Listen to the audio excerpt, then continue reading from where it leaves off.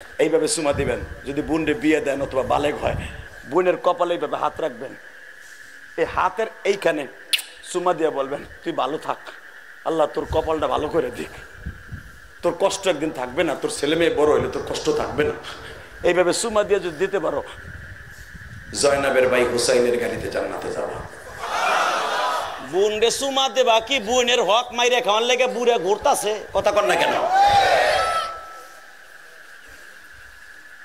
তুমি তো দুনিয়া বাইন্দা লইছো, হায়াত বাইন্দা লইছো ফেরাউনের মতো 400 বছর।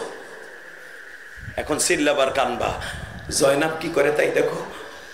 আরে বাইর কোমরটারে শক্ত করে ধরে, কারণ হুসাইন অনেক লম্বা ছিলেন, আমার নবীর মতো ডাইরেক্ট হুসাইনের চেহারা আমার নবীর মতো ছিল, ডাইরেক্ট হুবাহু।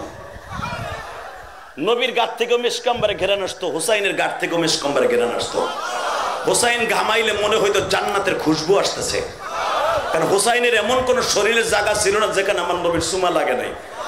আমার নবী এই আঙ্গুল দিয়ে হুসাইনের গালের মধ্যে সব সময় এইভাবে ঘুরতেন, কারণ নবী জানতেন এই গালের মধ্যে দিয়ে হুসাইনের রক্তগুলা বের করবে ইয়াজিদ, এটা নবী জানতেন। এই জন্য হুসাইন মাঝে মাঝে কইতেন, বা না না তুমি মাঝে মাঝে দেখি আমার বাইরেও গালের মধ্যে জিব্বা দিয়ে ঘুটো, আবার তুমি আমার গলার মধ্যে বেশি সুমা দাও, আবার গালের মধ্যে জিব্বাটা দিয়ে 2-3 মিনিট রাইখে দিয়ে বুকের মধ্যে চাইপা ধরে রাখো, কারণ কি আবার কান্দো কেন? তখন হুসাইন বলে, না না এখন বুঝবি না, একদিন এই কথাগুলো মনে পড়বে, তখন আর নানারে পাবি না। হুসাইন আজকে এই কথাগুলা মনে করে আর জয়নাবকে বলে, জয়নাব রে, নানা আমার 7 বছর বয়সে এই কথাগুলো বলেছিল, নানা ভাই একদিন আমার কথা মনে পড়বে, আমারে পাবি না।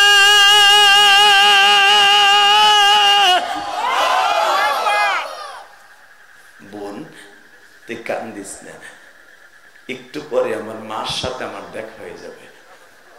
আমার আব্বা তো এই শহরে ঘুমাই রয়েছে, ফালুজা শহরে ঘুমাই রয়েছে। বোন আমার আব্বা তো কারবালার থেকে মাত্র 13 কিলোমিটার দূরে আমার আব্বার কবর, আলীর কবর। আমার আব্বাও তো যুদ্ধে এসে মারা গেছে। বোন তুই চিন্তা করিস না, আমি একটু পরে আমার আব্বার সাথে, মার সাথে, আমার নানার সাথে দেখা হয়ে যাবে। কিন্তু আমার হাতের উপরে হাত রেখে এখন একটু ওয়াদা দিবি, আপনিও এখন কানবেন, হুসাইনও কান্দে, আপনিও কানবেন যুবক ভাই। বোনের হাতটারে সুমা দিয়ে বলে, বোন রে তুই যখন মদিনায় যাবি তখন কেউর কথা না বললো, আমি হুসাইনের কথা নানার রওজার পাশে বুঝাই বুঝাই কবি, না না কারবালার এজির জন্য না আমার ভাই হুসাইন রে 1 গ্লাস পানি দেয় নাই।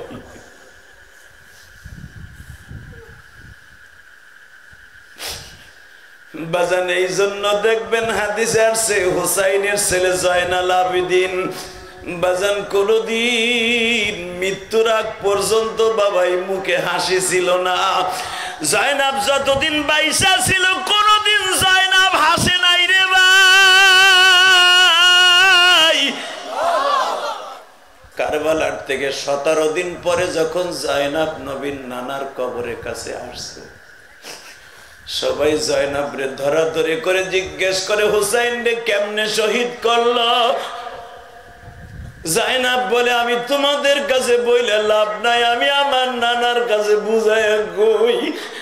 নানার কবরের কাছে দাঁড়ায় বলে, নানা ও তোমার কলিজার টুকরা হুসাইন রে নির্মম ভাবে ইয়াজিদ সৈন্যরা হত্যা করছে নানা।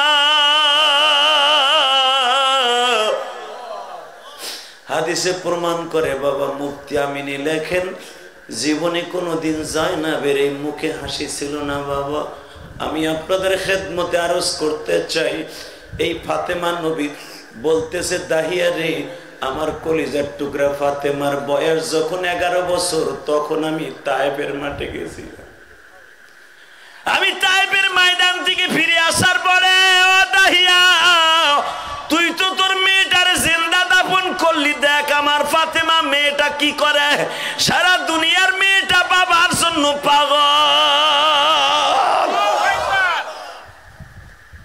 শোন দাহিয়া, দেখ মাইয়েরা বাবের কত পাগল। আমি তায়েফ থেকে আসলাম, তায়েফের এক বেঈমান লোহার একটা কোটা দিয়া আমার 2 ঘাড়ের মাঝখানে একটা কোপ দিছিল, এতখানি আমার পিঠের মধ্যে ছিদ্র হয়ে গেছিল। ওই ছিদ্র জায়গাটা আমার ফাতেমা প্রতিদিন গরম পানি করে ড্রেসিং করত। যখনই আমার ফাতেমা এইভাবে ন্যাকড়া দিয়ে ডলা দিত, আমি নবী লাভ দিয়ে উঠতাম, ফাতেমা হাসতে ডলা দে মা, অনেক কষ্ট পাই। দাহিয়ারে দেখ মেয়েরা বাবার কত পাওয়ার। যখনই আমি বলতাম ব্যথা লাগে, আমার ফাতেমা আর কোনোদিন ন্যাকড়া দিয়ে ডলা দেয় নাই, আর জিব্বা দিয়ে পরিষ্কার করতো, বলতো আব্বু এমন কি ব্যথা লাগে। আমি যখন ফাতেমারে জিজ্ঞেস করতাম, ফাতেমারে মা তুই যে আমার ওই গর্তের মধ্যে ওই ক্ষত জায়গাগুলো জিব্বা দিয়ে পরিষ্কার করস, তোর কি একটু ঘৃণা লাগে না রে মা?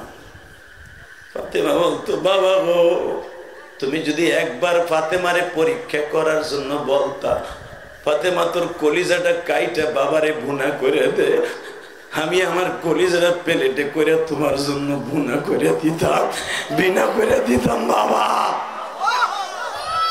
তখন আমার নবী বলছিল, ফাতেমা রে আমি বিশ্ব নবী বলিয়া গেলাম, হুমা জান্নাতুকা ওয়া নারুকা, দুনিয়ার সব মা বাবা তার সন্তানের জন্য জান্নাত। তোর মতো যদি বাবা মারে ভালোবাসতে পারে, আমি বিশ্ব নবী বললাম মেয়ে হইলে তোর গাড়িতে, পুরুষ হইলে আমি নবীর গাড়িতে।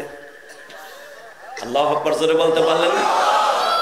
মেয়ে হইলে তোর গাড়িতে, পুরুষ হইলে নবীর গাড়িতে। জান্নাতে যাওয়ার নিয়ত আছে না নাই? কার কার আছে দেখে আল্লাহকে হাত দুটো উঠান।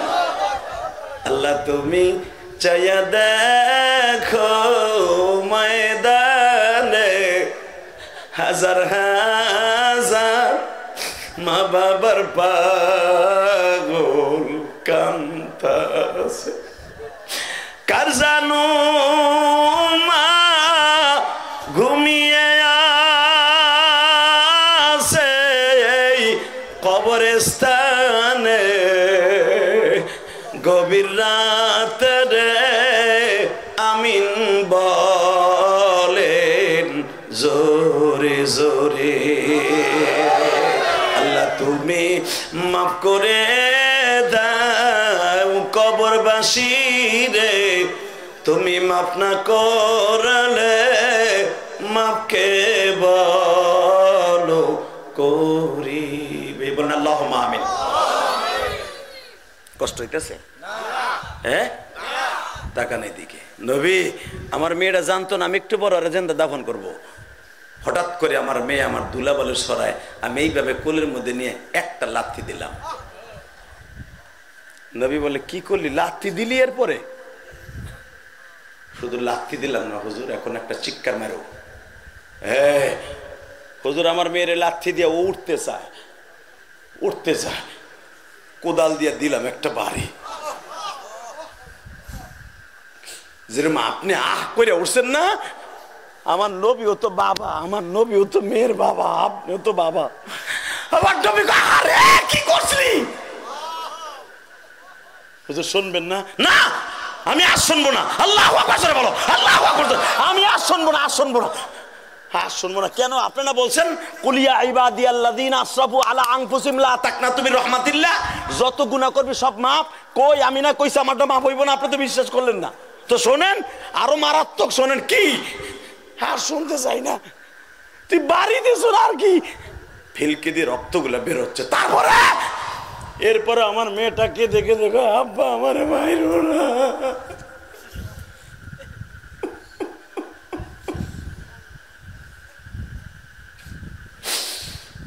নবী গো, এরপরও প্রায় 25 কেজি ওজনের একটা পাথর এমন ধরে মেয়েটার মাথায় মারলাম।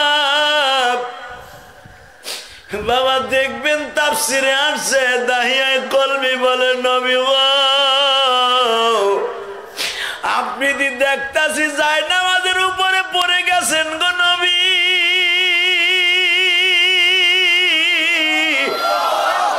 দাহিয়া তোর কথা স্টপ কর, আমি আর শুনতে চাই না। নবী গো, নবী আমার জিজ্ঞেস করে, তুই কি তোর মেয়েটারে মাইরা তারপরে আস্তে আসতে পারছিলি? নবী এই জন্যই তো বলি আমার জীবনে গুনাহ মাফ হইব না। বাজান এখনো অজরে কাঁদবা, মালিক যদি ওই গুনাহ মাফ করে দিতে পারে, তোমার আমার গুনাহ মাফ করে দিব। আমার নবী বলে, দাগিয়া রে, তোর মেয়েটা কি তোর সামনে দাবায়া দাবায়া মারা গেল? ও নবী, যখন পাথরটা মারলাম এই মাথার সারাটা ফাইটা গিলুগুলা বের হয়ে গেল। পাথরগুলা মারতে মারতে জিন্দা দাফন করে চলে আসলাম। আমার এই মেয়েরা হাতের আঙ্গুলগুলা বের হওয়া ছিল, তখনও লড়তেছিল। ও মনে হয় বলতে চাইছিল, আব্বা আমারে একা রাইখা যায় না আব্বা।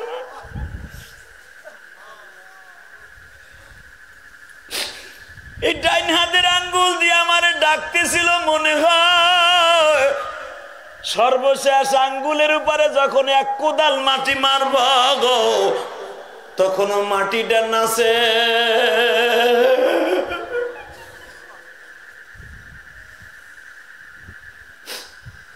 নবী আমার বলে, দাহিয়ারে 8 বছর আগের ঘটনা এখন তোর কাছে কেমন লাগে? বাজান এখন একটা চিৎকার মাইরব। দাহিয়া বলে, হুজুর আমার বিবি যখন শুনলো মেয়েরে মাইরা আসছি, আমার বউ একটা দৌড় দিল মেয়ের জন্য, পাগল হয়ে আমার স্ত্রীও মারা গেল। নবী আমি দাহিয়াও পাগল হয়ে গেছিলাম। রাত্রে যখন ঘুমাইতে যাইতাম, ওই যে আমার মেয়ে যে 5টা আঙ্গুল উঁচা করে এইভাবে 3টা আঙ্গুল দিয়ে ডাকতেছিল, আমি ঘুমের ঘরেও দেখি আমার মেয়ে আমারে ডাকে আর বলে, আব্বু আমারে উঠাই লইয়া যাও গো আব্বু, আমারে রাইখা যাও না। হুজুর 8 বছর হয়ে গেল, এখনো পর্যন্ত পুরা রাত্র ঘুমাইতে পারি না। নবী আমি কালেমা পড়ছি, আমার 1 গ্লাস পানি দিয়া আমার বুকটা ঠান্ডা করে দেন। বাজান এখন একটা আওয়াজ দিও। আমার নবী বলে, দাহিয়ারে যা যা, আমি নবী আর সহ্য করতে পারতেছি না। যদি আমি সহ্য করতে পারতেছি না রে দাহিয়া, আমি বৈশ্য নবী বললাম, তোর ওই মেয়ে হত্যার গুনাহ আল্লাহ মাফ করে দিছে।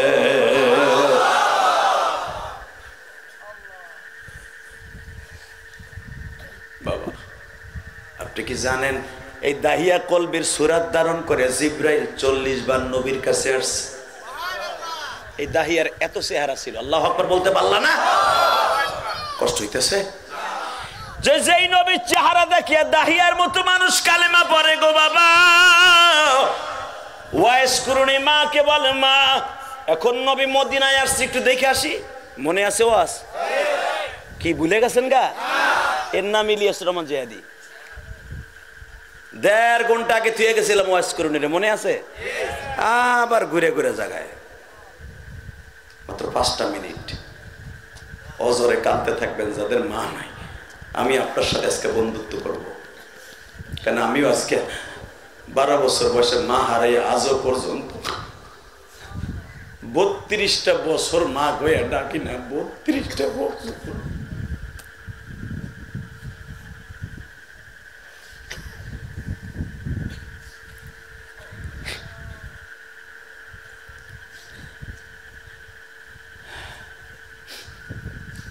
মা নবী মদিনায় একটু যাই মা।